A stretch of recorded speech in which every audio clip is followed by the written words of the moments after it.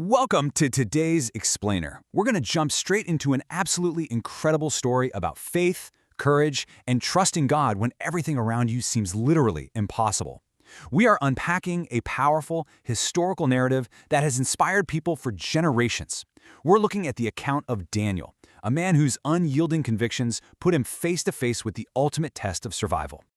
But first, I want you to think about this question as we explore our source material today. Have you ever been in a situation where doing the right thing actually seemed to bring you trouble? It's a tough spot, right? But it perfectly captures the dilemma our main character faced. Doing the right thing isn't always the easiest thing. In fact, sometimes having serious integrity places a massive target on your back. This whole story is a brilliant reminder of the tension between staying true to your beliefs and navigating a world that might just try to punish you for them. Section 1. A Faithful Servant, Integrity in Babylon. So picture this. We begin our narrative in the ancient empire of Babylon. Daniel is serving as a highly respected, exceptionally faithful servant to the ruler of the land, King Darius. Our source material paints a really sharp contrast here between Daniel and the other leaders in the government. Daniel is described as wise, honest, hardworking, and deeply faithful. And because of these stellar qualities, King Darius actually planned to promote him to rule over the entire kingdom. Well, as you can imagine, his peers were completely consumed by bitter jealousy. They started scheming and frantically scouring his life, looking for any kind of mistake. They searched for corruption, dishonesty, you name it. But because Daniel was so faithful in absolutely everything he did, they came up empty-handed. His record was squeaky clean. Which brings us to Section 2, the evil plot, targeting his faith. Since Daniel's record was spotless, these jealous leaders realized the only way to take him down was by targeting the one thing he cared about most, his unwavering faith in God. They basically admitted to themselves that they'd never find a legitimate charge against him unless it involved his religion. So they hatched this highly specific, three-step legal trap. First, they go to King Darius to flatter him and stroke his ego. Second, they manipulate him into passing this strict new law stating that for 30 days, no one is allowed to pray to any god or person except the king. And third, the kicker, they establish a horrifying penalty. Anyone who disobeys gets thrown into a den filled with lions. Unbelievably, they convince the king to sign this decree, locking it in as an unchangeable law of the empire. Now Daniel was fully aware that this terrifying new law had been signed into effect. When he heard the news, he faced a deeply agonizing decision. What would he do? Everything he had worked for, and honestly his very life, was suddenly hanging in the balance. The biggest question here is, would he stop praying? This is the absolute crux of the story. Would he lay low and hide his faith just to survive for 30 days, or would he risk a brutal, terrifying death to stay true to his God? Talk about the ultimate test of character. Well, Daniel gave a pretty profound answer. Without any hesitation, he went straight home, opened his window, and continued his daily prayers. The source tells us that 3 times a day, Daniel prayed and gave thanks to God, exactly as he had always done. He didn't hide, and he absolutely didn't compromise. And of course, that is exactly when the trap snapped shut. The jealous leaders were watching closely, and they caught him right in the act of praying.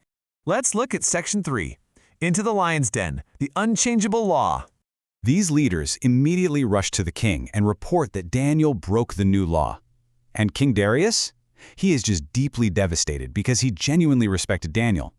He spends the rest of the day desperately trying to find some legal loophole to save him, but according to the laws of their land, the punishment just could not be revoked. The king was completely trapped by his own decree. So, Daniel is taken away to be thrown into the lion's den. But what's really fascinating here is the king's reaction right at the moment of execution. Before the heavy stone is sealed over the entrance, the troubled king speaks these parting words to Daniel. May your God, whom you serve continually, rescue you. After hoping for this miracle, the king goes back to his palace and spends a completely sleepless night agonizing over the fate of his most faithful servant. Moving to Section 4, the miraculous rescue, morning at the den. After a long, torturous night, the anxious king rushes back to the lion's den early the very next morning, right at first light. He calls out with a deeply worried, emotional voice, absolutely terrified of what the silence inside that pit might actually mean. He shouts, "Daniel, servant of the living God, was your God able to rescue you from the lions?" He is just pleading for a miracle here. And then, the literal impossible happened. Defying all earthly odds, basic biology, and logic, a familiar voice answered back from the darkness of the pit. Daniel was alive. Daniel explains this mind-blowing rescue to the overjoyed king with this incredible statement. "My God sent his angel, and he shut the mouths of the lions." The king is absolutely thrilled. When Daniel is pulled up out of the den, the officials examine him, and guys, they couldn't find a single scratch on his entire body. Daniel's survival was so undeniable and just so miraculously profound that it literally changed the laws of the land. Because Daniel trusted in his God, King Darius was deeply moved. He issues a brand new decree, declaring that everyone in his kingdom should respect and honor the God of Daniel, effectively forcing the entire Babylonian Empire to recognize the unmatched power of this living God. Section 5. 4 Lessons of Faith, Timeless Takeaways. Now, as incredible as this historical account is, the source material leaves us with 4 distinct lessons that distill this whole story down into really practical wisdom. First, stay faithful even when it is incredibly difficult. The text highlights how Daniel refused to compromise even under the threat of death. Second, prayer gives us strength. Daniel kept drawing power from his routine even when he knew he was in extreme danger. Third, God is greater than every impossible situation. A den full of hungry lions? The text presents that as a problem not too difficult for God to solve. And fourth, your faith can deeply inspire others. Daniel's unwavering integrity caused a powerful earthly king to completely change his tune and recognize the power of God. Finally, Section 6. Facing Your Own Lions, Courage for Today. Bringing this right home to you, you obviously might not be facing literal wild animals today, but you are almost certainly staring down your own metaphorical lions. Maybe it's deep fear, painful rejection, a health crisis, or a seemingly impossible challenge at work. If you take anything away from this explainer today, let it be the core encouragement of the text. Do not give up. Do not stop praying. Do not lose your faith. The narrative heavily suggests that the exact same power that protected Daniel is still active and relevant right now. You see, the source material in Daniel chapter 6, verse 23 reveals the actual secret to his survival.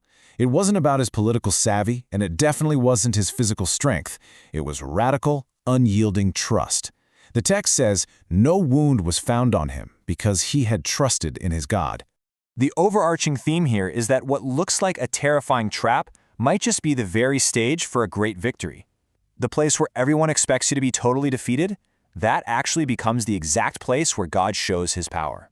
So as you reflect on this text and the metaphorical lions in your own life right now, it leaves us with a truly provocative question. When the pressure is on, will you compromise or will you stand firm and trust the God who shuts the mouths of lions? Keep that question with you today.